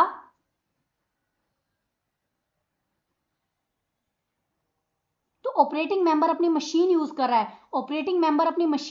रहा है, उसके लिए उसको पैसा दिया जा रहा है। यहाँ पे joint venture including the operating member, each of the one contribute as a part, ठीक है। तो operating member uses its own machinery, पैसा तो वो ले आया, पैसा जो है वो तो कैश कॉल था, वो कैपिटल कंट्रीब्यूशन था, लेकिन जो उसने खुद की मशीनरी यूज करी उसके बदले उसको जो मिलेगा that would not be a cash call, वो डेफिनेटली सर्विसेज आएगा, वो सप्लाई के स्कोप में आ जाएगा। बहुत सिंपल पॉइंट है, अगर कैपिटल कंट्रीब्यूशन होता सभी लेके आते जिससे बिजनेस चला that would be a cash call, otherwise कोई सर्विसेज दे रहा है स्पेसिफिकली किसी चीज की जिसके बदले उसको कुछ मिल रहा है, that is the scope of the supply, वो सप्लाई के स्कोप में कवर हो जाएगा। आई होप आपको इतना समझ में आ गया होगा, there is nothing that we are living, हम सब कवर कर रहे हैं। उसके बाद हम आ जाते हैं शेड्यूल नंबर 1 पे। शेड्यूल नंबर 1 पे हमारा कुछ ज्यादा नहीं बचा, schedule 1, schedule 2, schedule 3, section number 8। अभी इतना आपका बेस अगर बन गया है तो बेटर तरीके से हम इसको कवर कर पाएंगे। हम 10-15 मिनट और करते हैं, 2 points at least I will be taking for this schedule, उसके बाद नेक्स्ट पार्ट में कवर करेंगे। अब आ जाता है हमारा एक्टिविटीज विदाउट कंसिडरेशन। मैंने आपको क्या बताया, जब भी विदाउट कंसिडरेशन, जब भी आपको क्वेश्चन में कोई कुछ भी क्वेश्चन का सिनेरियो ऐसा है जो कि जहां पे कंसिडरेशन ही नहीं है, विदाउट कंसिडरेशन जो कि है, लेकिन जो कि विदाउट कंसिडरेशन है लेकिन उसको सप्लाई माने है कि नहीं, ये आपसे पूछा गया है। तो अगर विदाउट कंसिडरेशन है तो वो सप्लाई तभी बनेगी जब वो शेड्यूल 1 में कवर है, सप्लाई तभी बनेगी जब वो क्या है, शेड्यूल 1 में कवर हो जाता है। आई होप आपको ये बात समझ में आ रहा है कि शेड्यूल 1 में कब आना है। शेड्यूल 1 आपने देखने तभी आना है जब आपको एग्जाम में ऐसा सिनेरियो दिया गया है, सप्लाई किया गया है विदाउट कंसिडरेशन, सप्लाई किया गया है without consideration, without consideration supply किया गया है, तो आपसे पूछा जा रहा है क्या ये सप्लाई है, तो तभी सप्लाई है जब वो शेड्यूल 1 में कवर है। तो नंबर 1 पॉइंट आता है, नंबर 1 पॉइंट आता है शेड्यूल 1 में, permanent transfer and disposal of business asset. For example मान लो मेरे पास एक बिजनेस एसेट है, फॉर एग्जाम्पल देखो मेरे पास, मैं काम करती हूँ, मैं कुछ बिजनेस करती हूँ, मेरे पास रेडीमेड गारमेंट का बिजनेस है, मैं बिजनेस करती हूँ। अगर फॉर एग्जाम्पल एक है पर्सन ए, एक है पर्सन बी, एक हो आप, ए इज यू, इधर देखो आप ए हो, ठीक है, आप ए हो, आपको मैंने क्या करा, आपको मैंने गुड्स बेची, आप मुझे पैसा दे गए, कंसिडरेशन था, मेरा बिजनेस है, मैंने आपको सप्लाई करी, वो जीएसटी बन गया, शेड्यूल 1 में आने की जरूरत ही नहीं, क्योंकि सिंपल सीधा सीधा सा बिजनेस था, बात बन गई। अब एक बात आती है, दूसरे हो आप बी इज योर फ्रेंड, जो आपके साइड में आपके फ्रेंड है वो बी है, आप मेरे पास आए, मैंने आपको दिया, सिचुएशन इज ऑल सेम, मैंने आपको रेडीमेड गारमेंट्स दिए, मेरा रेडीमेड गारमेंट का बिजनेस है, मैंने आपको सप्लाई कर दिया, लेकिन मिसिंग है वहां पर कंसिडरेशन, तो अब बात आती है कंसिडरेशन, आपने मुझे पैसा ही नहीं दिया, मैंने आपको बस दे दिया, परमानेंटली डिस्पोज कर दिया, लो ले जाओ ले जाओ, मैंने आपको परमानेंटली दे दिया, तो अब डिफरेंस कहां पे आया, कंसिडरेशन का डिफरेंस आया। अब पहले वाले बंदे ने तो मेरे को कंसिडरेशन दिया, पैसा दिया और मुझसे गुड्स ले गया, तो वो तो सप्लाई बन गई, लेकिन जिस सेकंड बंदे ने मुझे कंसिडरेशन ही नहीं दिया, क्या वो सप्लाई माने जाएगा, क्या उस पर जीएसटी लगेगा। नंबर 1 पॉइंट कहता है अगर आपने परमानेंट डिस्पोजल किया है तो वो विदाउट कंसिडरेशन किया है तो वो सप्लाई तभी माना जाएगा, there must be disposal of business asset. मैंने आपको बिजनेस एसेट दी है, अपनी कोई भी घर की ज्वेलरी उठा के नहीं दी है, ध्यान रखना, वो बिजनेस एसेट दी है जो मेरे काम की है, जो मेरे फर्दरेंस ऑफ बिजनेस में यूज होती है। दूसरी बात, परमानेंट डिस्पोजल होना चाहिए, मैंने आपको परमानेंटली दे दिया, ले जाओ कपड़े, ये सब ले जाओ, स्टॉक ले जाओ, ये वाला, ठीक है। तीसरा एक पॉइंट समझो, जब मैं वो गुड्स खरीद कर लाई थी तो जो उस टाइम सेलर होगा उसने मुझसे जीएसटी चार्ज किया होगा ना।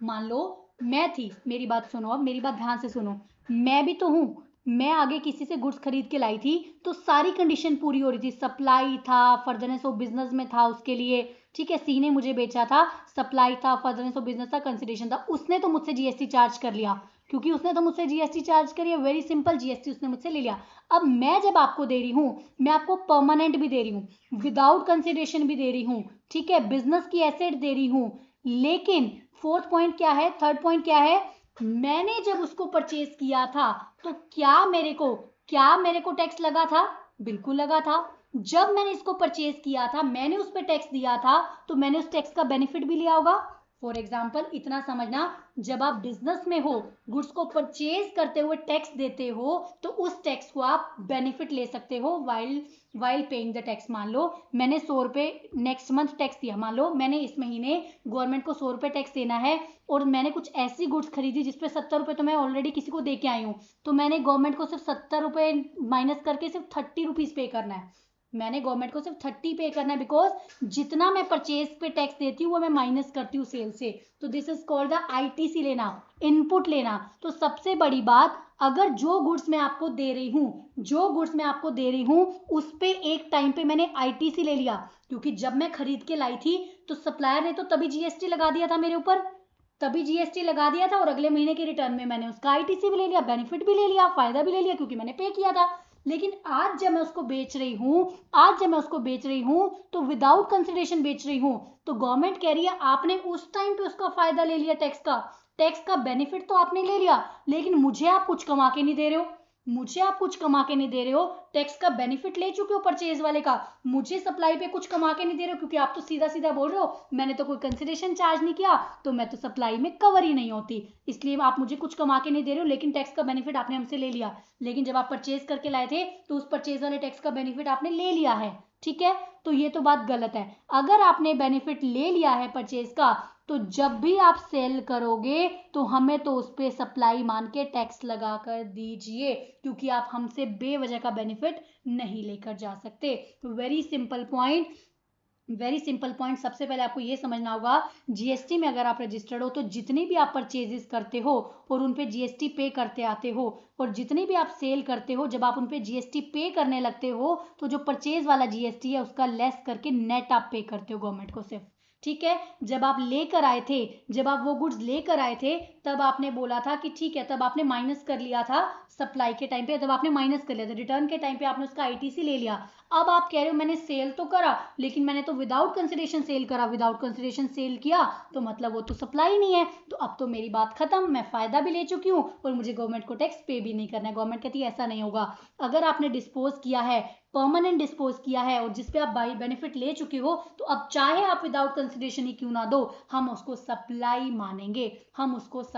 मानेंगे। इतनी बात ध्यान से सुनना, हम उसको सप्लाई मानेंगे, सप्लाई मानेंगे। आई होप आपको इतनी बात समझ में आई हो। अब क्वेश्चन अगर आपको देता है विदाउट कंसिडरेशन आपने कुछ बेचा है, तो सबसे पहले देखो क्या वो परमानेंट डिस्पोजल है, क्या वो permanent disposal of business asset है, क्या आपने उस पर आईटीसी लिया था। आपने आईटीसी लिया था तो गवर्नमेंट आपको ऐसे नहीं बख्शने वाली। गवर्नमेंट कह रही है आपने आईटीसी ले लिया, बेनिफिट ले लिया, तो सप्लाई के टाइम पर मुझे उस पर जीएसटी देकर जाएंगे आप। अब आता है कुछ important point. In view of the last condition stipulated, permanent transfer of the business asset without consideration will not be covered in this para, thus will not be deemed as supply। मतलब कुछ ऐसी चीजें भी हैं जो कि supply का part नहीं बनेंगी। कैसे? मान लो जो आपने एसेट खरीदी थी उस पे आईटीसी ब्लॉक ही रहता है यार, आईटीसी नहीं मिलता उस पे आईटीसी ही नहीं मिलता, तो आप गवर्नमेंट को क्या कमा के दोगे आगे? आईटीसी मिलता ही नहीं, या फिर आपने नहीं लिया उसको, आपने आईटीसी लिया ही नहीं है, तो will not be covered under this para. तो क्या होगा? Will not be deemed as supply. अगर ऐसी वाली आइटम्स आपने दी हैं तो उसको हम सप्लाई नहीं मानेंगे। तो हम उसको सप्लाई नहीं मानेंगे। कैसी वाली आइटम्स? देखो, Dhruv gives a laptop being used in his business to his friend free of cost. Free of cost तो दे रहा है। सबसे बड़ी बात, मैंने अब आपको फ्री ऑफ कॉस्ट कोई दी, तो मेरे माइंड में क्वेश्चन आना चाहिए कंसिडरेशन के बिना, क्या वो शेड्यूल 1 में कवर है? पहली बात, मैंने परमानेंट दिया मैंने उसको, दूसरा बिजनेस एसेट दिया, तीसरा आईटीसी लिया, तो ये सप्लाई कवर हो जाएगा अगर मुझे क्वेश्चन में सीधा सीधा ये बता दे कि उन्होंने आईटीसी लिया था परचेज के टाइम पे, तो देने के टाइम पे भी मुझे टैक्स देना पड़ेगा।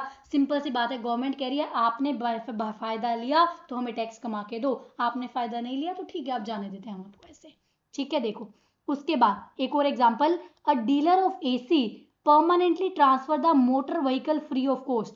मोटर व्हीकल उसने फ्री ऑफ कॉस्ट दे दिया। मैंने एक मोटर व्हीकल खरीदा, मैंने motor vehicle free of cost दे दिया, तो अब मैं देखूंगी कि फ्री ऑफ कॉस्ट के लिए तो शेड्यूल 1 में जाना पड़ेगा, विदाउट कंसिडरेशन है, ठीक है। मैंने परमानेंट बिजनेस एसेट दी, क्या मैंने उस पर आईटीसी लिया था? अरे आईटीसी तो ब्लॉक है, मैंने ही उस पर आईटीसी नहीं लिया तो मैं आपको क्या कमा के दूंगी, तो मैं इसमें कवर नहीं होंगी, तो मतलब वो सप्लाई नहीं मानी जाएगी। The transaction will not constitute as supply as the condition of ITC availment is not fulfil. जब मैंने ही आईटीसी नहीं लिया, जब मैंने टैक्स का बेनिफिट ही नहीं लिया, तो मैं फ्री ऑफ कॉस्ट दे रही हूँ, तो आपको क्या तकलीफ हो रही है? आपके लिए तो बात सेम होगी ना। मैंने जब टैक्स का बेनिफिट ही नहीं लिया आपसे, तो मैं आपको देते हुए कमाकर भी नहीं दूंगी। मतलब सिंपल सी बात है, जब परमानेंट ट्रांसफर करो business asset, permanent business asset होना चाहिए, प्लस आपने आईटीसी लिया होना चाहिए। अगर आईटीसी लिया है तो गवर्नमेंट कह रही है विदाउट कंसिडरेशन दोगे तो भी हम उसको सप्लाई मानेंगे, जीएसटी भरो उस पर। अगर आपने उसका ब्लॉक है या नहीं लिया तो सिंपल सी बात है, फिर आप उसको जाने दीजिए, फिर कोई प्रॉब्लम नहीं है। It's already been 1 hour 9 minutes, तो आई होप इतना ही रखते हैं आज के लिए। अभी जो बेस था वो आपका हो चुका है, अभी थोड़ा लर्निंग पोर्शन आ जाएगा। Base is already covered, I hope आपको समझ में आया होगा। पार्ट 1 हमने कर लिया है, इसका शेड्यूल 1 का पहला पॉइंट कवर कर लिया, बेस हमें समझ आ गया। बिकॉज जो बेस था वो मुझे आराम से समझाना था, अब हम फटाफट से कवर कर सकते हैं चीज़ों को। अब हम आसानी से कवर करेंगे और आपको अच्छे से याद भी रहेंगी, अच्छे से आपको याद भी रहेंगी। सारे शेड्यूल वेड्यूल सब सर्कुलर वर्कुलर सब इसमें कवर है, कोई टेंशन वाली बात ही नहीं है। अच्छे से सब कवर हो जाएगा, आपको सब अच्छे से समझ आएगा। कल हम कवर करेंगे इसका सारा portion in the next video. I hope आपको समझ में आया है। Let's meet in the next video. And yes, कैसी लगी वीडियो कमेंट सेक्शन में जरूर बताना। And yes, if you want this notes and please let me know, I upload in the Telegram. चलिए मिलते हैं next time. Till then bye bye, take care everyone. अच्छे से पढ़ाई करना है, ट्रस्ट मी। फिर से मैं बोलूंगी, सप्लाई को आराम से करो, 2 दिन लो 3 दिन लो, बट प्लीज इस पे टाइम लगाइए। Same as I say for the ITC as well, ITC में भी टाइम लगाएंगे हम, ठीक है। चलिए मिलते हैं next time. Till then bye bye, take care everyone, bye bye.